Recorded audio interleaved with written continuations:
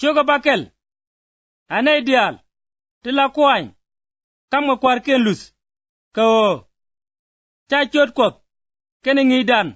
de kwet ken kwany tende kwar ken ngat aka cha kwar ken nyuthe ludha ko ke ngada aka lat ga kwar ken e ka long ko ken nei ten jaga dor kala den ke jingada kaga jinoga ngini ke chomla titi metega rame tega ngi medong karwai ne kwaran ne ye chukreso ten sok kana kyang koda jen jacob kelyak katala mengeje kadi loide ka nyon jengne kana ngang nomne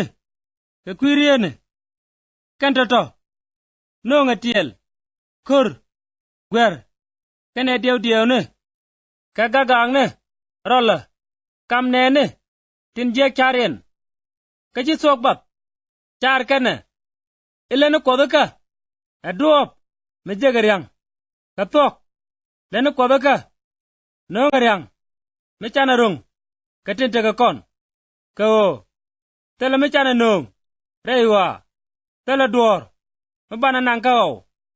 kametane kames kana bene ka kana to bu korongo kana tin gorgo bikar yang to pen kare oma ka kabake cherdine lojni tin talot kana gorjang ne tin yernap ka daga kanok yone ajantuk jang ne dial kaga gorien karyang yutanken cherar rengada chiga nong nura bej tungwan kaga kwidu jiran kop nono rodu katiti dial gonu chang chungne chang kop ngat nok dial amene chang goya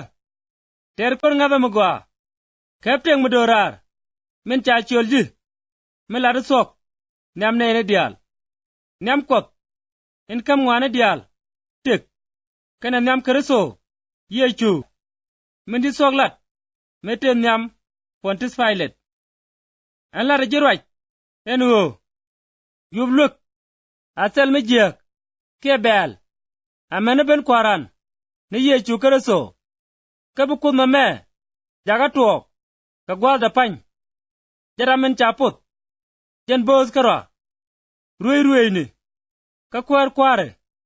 alus kana ruj madorar tega jagara jaramen chibe meliu ka cheng boya achira ande chuptin metarame chie menen ke dejenen enono ke kwinene tintere wa me tiryang luega ke enwo chigro bilyak ke chigangat lonikien bekamryang metege diu ka bala mangat den ka kut meriang kon ka ngwag dial tin biloy kon tedwe ke kan biga goilat ka o biga ryang ka lete go ka biga moj ka o biga ngwag nywak ka ken lete to dol gana ro ryang magwa ka gwaden beben ka o dega tek ela tek en togyek timodhi gang me cha kamji nonoro karai lobloba mabang metel chiang magwa kene ruaine tin chol panat ke engai ngwane kene galerien gaje tisana dop ngada dir